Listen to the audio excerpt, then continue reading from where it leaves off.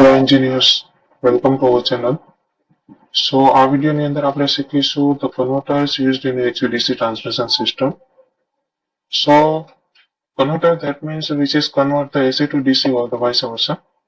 So here are the two types of converter we are using. પહેલું છે જે line commutated converter and બીજું છે ઈ voltage source converter. So what are the difference between them and ક્યુ વધારે suitable છે શું કઈ આપણે આ વિડિયોની અંદર જોશું અને this is very important topic for the exam, so please focus on it.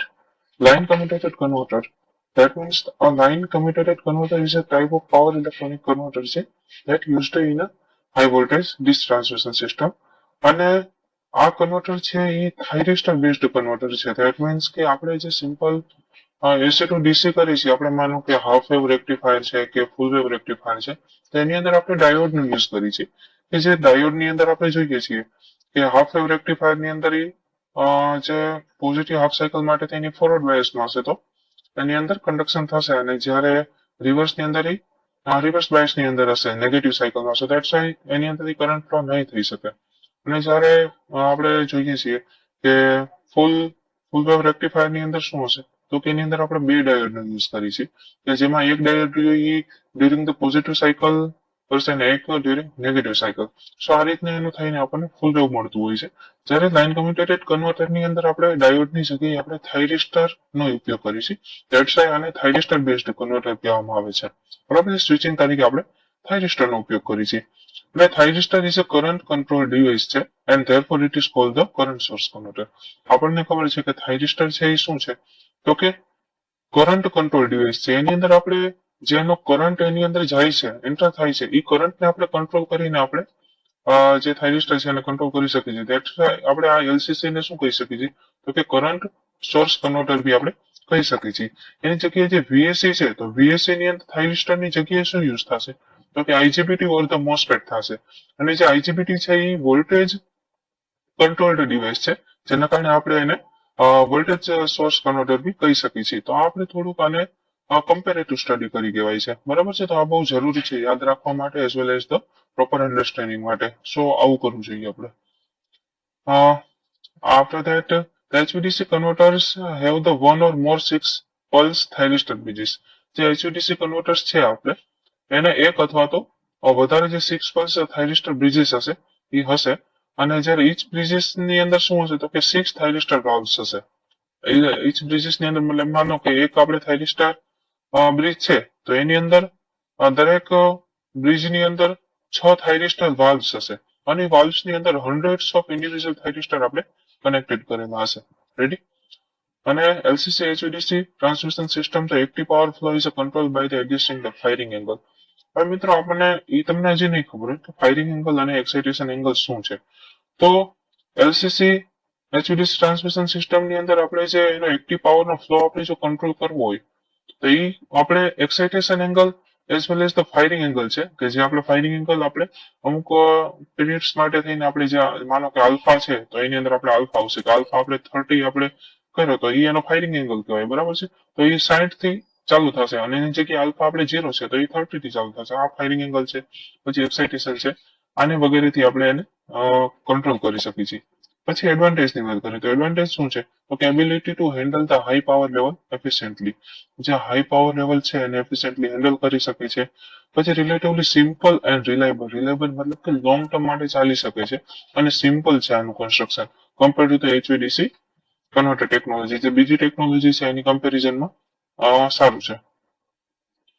હવે લિમિટેશન શું છે, એની ખામીઓ શું છે તો કે inability to control the power flow which can result in power loss.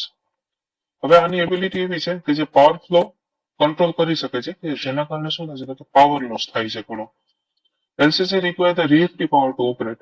એલસીસી ને ઓપરેટ થવા માટે રિએક્ટિવ પાવરની જરૂર પડે છે. રિએક્ટિવ પાવર સિસ્ટમમાં આવશે એટલે શું પ્રોબ્લેમ થશે આપણે પ્રીવિયસ વિડીયોઝની અંદર આપણે જોયેલું છે. Which can challenge in the system with the limited reactive power resource. Okay, after that the second is the voltage source converter. શું છે વોલ્ટેજ સોર્સ કન્વર્ટર? આપણે જેમ અગાઉ કીધું એમ કે આ એક એચવીડીસી સિસ્ટમ ની અંદર યુઝ થાય છે. પછી એલસીસી ની અંદર જેમ થાઇરિસ્ટર બેઝડ કન્વર્ટર હતું એવી રીતે વોલ્ટેજ સોર્સ કન્વર્ટર ની અંદર શું છે તો કે આઈજીબીટી or the metal oxide semiconductor મતલબ કે ફીડબેક ટ્રાન્ઝિસ્ટર એટલે કે મોસ્ફેટ અને આઈજીબીટી ઉપયોગ થાય છે, બરાબર છે.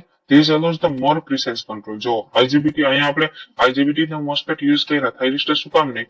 તો કે થાઇરિસ્ટરની કમ્પેરિઝનમાં મોર પ્રિસાઇઝ કંટ્રોલ આપણને આપે છે. That's why. Okay. આઈજીબીટી is a voltage controlled device છે અને therefore it is called the voltage source converter. Okay.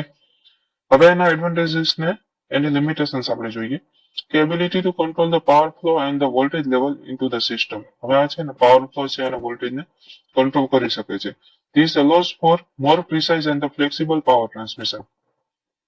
આનાથી આપણે મોર પ્રિસાઇઝ અને ફ્લેક્સિબલ પાવર ટ્રાન્સમિશન કરી શકીએ છીએ. ઓકે.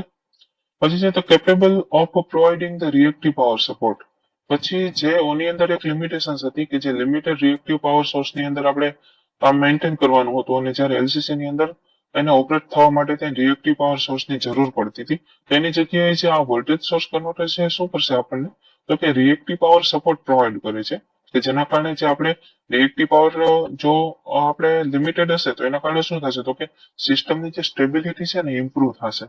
સિસ્ટમ સ્ટેબિલિટી ઇમ્પ્રુવ થશે અને લોસીસ એના ઓછા થશે. ઓકે. હવે એની લિમિટેશન્સ છે. લિમિટેશન શું છે? તો કે less efficient than the LCC. LCC ની કમ્પેરિઝનમાં ઓછું એફિશિયન્ટ છે, બરાબર છે. પછી more complex and expensive to implement. થોડુંક મોંઘું બી છે અને થોડુંક એની ડિઝાઇન કોમ્પ્લેક્સ છે. ઓકે. પછી more sensitive to system disturbance. Okay. હવે સિસ્ટમમાં નાનામાં નાના ડિસ્ટર્બન્સ આવશે તો એના માટે બી આ શું છે? સેન્સિટિવ છે, મતલબ કે એના કારણે એનો પ્રતિકારી કંઈક આપશે. Which can result in to the voltage fluctuation. એટલે થોડોક કઈ ડિસ્ટર્બન્સ આવશે ને એના કારણે આની અંદર શું થઈ જશે? તો કે વોલ્ટેજ ફ્લક્ચ્યુએશન આવશે અને અધર ઇસ્યુઝ થઈ શકે છે. Okay. Despite the challenge, VSC are becoming the more commonly used in HVDC transmission system. હવે આ બધા ચેલેન્જ હોવા છતાં બી છે ને એચવીડીસી સિસ્ટમની અંદર VSC એટલે કે વોલ્ટેજ સોર્સ કન્વર્ટર વધારે યુઝ થાય છે. Particularly in application where the precise control and the reactive power support is important. આપણને ખબર છે કે એલસીસી ની કમ્પેરિઝનમાં બે ક્યાં મેઇન ફાયદા છે? તો કે reactive power support and the precise control. Okay. So I hope you are doing well. So we will meet into the next lecture. Thank you so much for watching.